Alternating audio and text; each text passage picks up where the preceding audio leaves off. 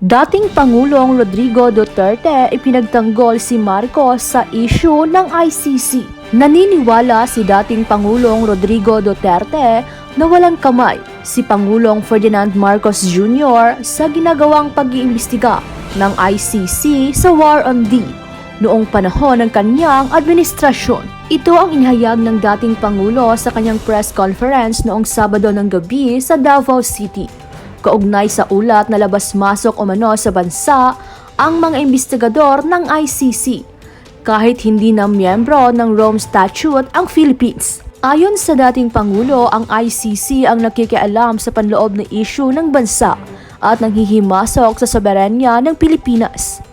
Matagal na aniya ang issue sa ICC at walang kinalaman dito si Presidente Marcos. To do with the ICC. It is the fucking ICC interfering in our private affairs in the sense that it intrudes into the sovereignty of the other nations. Yan, ano dyan, Marcos walang ano dyan. I'm not in any way dragging him into the picture. Wala. Matagal na yan ng ICC na yan. Wala pa siya sa picture, nandiyan na yung ICC na yan. Ganito na lang, ICC is, or wag na lang, wag na natin bigyan ng importansya yung ICC. Let me just address the Filipino people for once. If there is anything that I did, it was because I did it for my country. Hanggang dyan lang ako. Ginawa ko para sa mga anak ninyo. Hayaan mo na yung ICC, hayaan mo na yung human rights. Hindi ako pakialam sa kanila. Kung may ginawa man ako, kung tingin ng iba tama, kung tingin ng iba mali, wala akong pakialam. Basta ginawa ko para sa bayan ko, para sa mga anak ko. And you know that.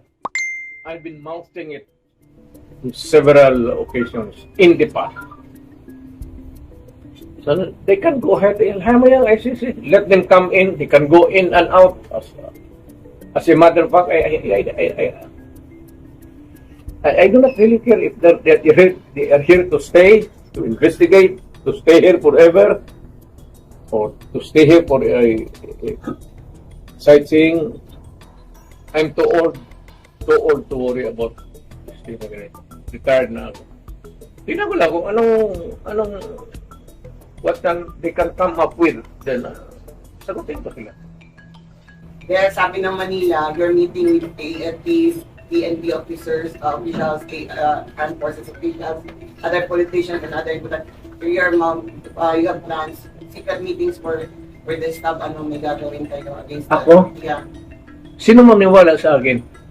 They're meeting you daw, hindi basta gusto lang nila, secret meeting daw kayo.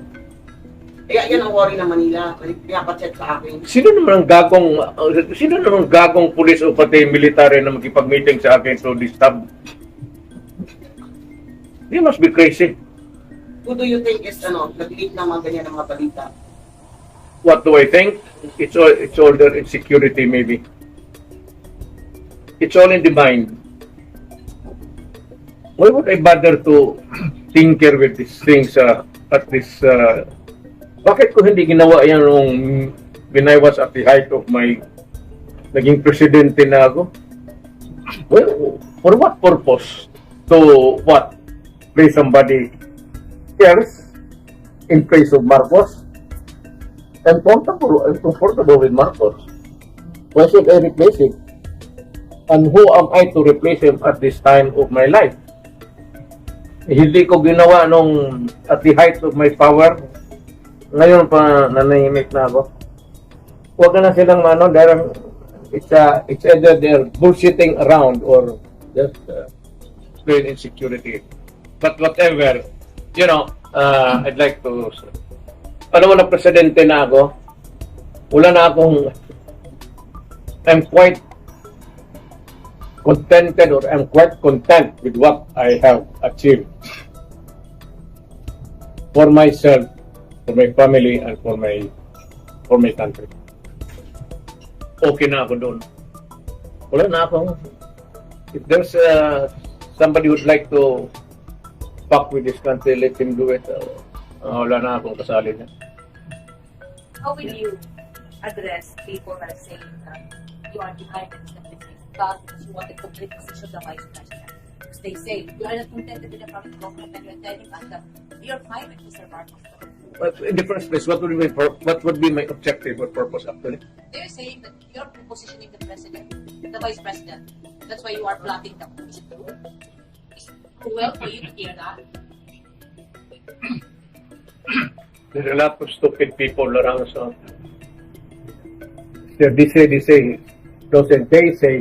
they are the stupid people saying these are the things that they would like to. Dumaan ako pagka-presidente, I have had my days of fun and glory. Hindi ko na kailangang balikan yun. Pumasok ako sa presidente na kilala ninyo ako. Lumabas ako sa presidente, kilala ninyo ako. I went to Manila to become the president, to rule over this land, giving that a president and Ganda Luisa Given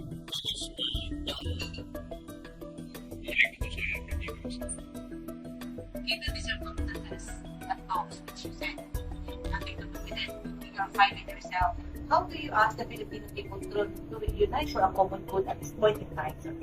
Well, let others do it. I'm through. Ibig sabihin, Uy, Cordapia, ganito yan, tapos na ako. I have my time. I was given a time to give and to contribute something to my country. Tapos na. Wala.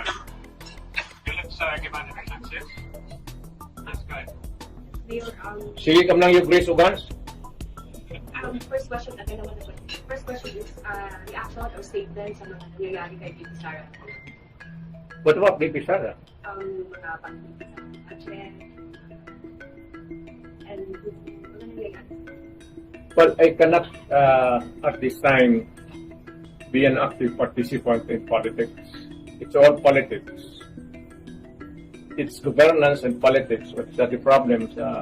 You cannot remove politics.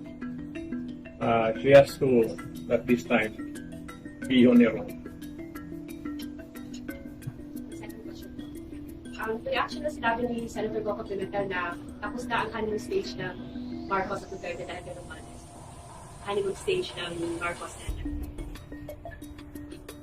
Wala pa kaming honeymoon, hindi pa kami kasintahan.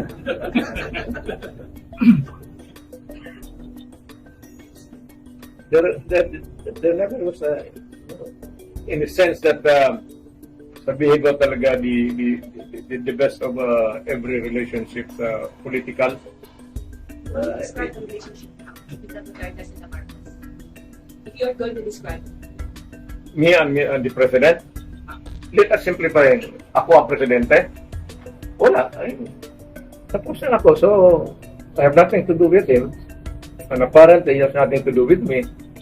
But, wala. Malayo na masyado ako. Ayaw ko nang makialam. By the way, last night, yung topic ko is about yung sa charter change. Brother Dragon. So, yeah, Baka mag-i-mistake ako niyan, ha? Bakit? I will make sure na hindi ka Kasi nagdadalawang isip ka eh kung ano yung susunod. sasabihin ko. So, dahil in-expose natin nga na nagbigay ng tigto 2 million each si Tambaloslos, okay, si Romualdez, Si Pato. sa mga ganyan no, ng mga kongresista para nga i-push Hearing Works nila. Telegraph. Oo. Yes. So, para i-push nila yung People's Initiative. So, which is ngayon, ang daming, may mga nagsisend din ba sa'yo na mga forms na pinapaikot nila sa buong Pilipinas? Ang modus pa nila, yung scheme nila, Brother Dragon, is bibigyan ng ayuda yung mga tao, let's say 2 kilong bigas, sardinas, noodles, tapos kasabay ng pagpapasign nitong form na nag-agree ang mga taong bayan na sila ay sumasang-ayon dito sa charter change through people's initiative. So, 'di ba ikaw dati kang congressman. So, para lang sa kaalaman ng ating bayan ng mga nanonood. Tama ba yung ginagawa nila na ifo-force nila na I know yung people's initiative is nasa constitution natin, pero yung may kapalit na ayuda, tama ba yan, Brother Dragon? Para sa kaalaman ng ating manonood. And that is actually Mother Dragon, Baby Dragon, and all the rest of the dragons. That is what we call vitiated consent. Kasi hindi siya full consent eh. Kasi nagbigay siya ng consent, pumirma siya doon because of the ayuda. So, in short, the consent is vitiated. Hindi siya full consent. So, hindi pa nga siya informed, full informed consent. Pero nakita ko kanina, may comment doon sa aking post, may comment na din, galing kay Silverio pala to, yung sa Bulacan, 3rd District of Bulacan, si Silverio, Congresswoman Silverio. Nakalagay doon, amendment, article number and amendment. So I suppose, yung proposed amendment, nilagay nila doon sa taas and then pinapirma yung mga tao dito sa baba to make it appear na sang-ayon sila doon sa proposed amendment. Of course, yung amendment na yan is lifting of term limit,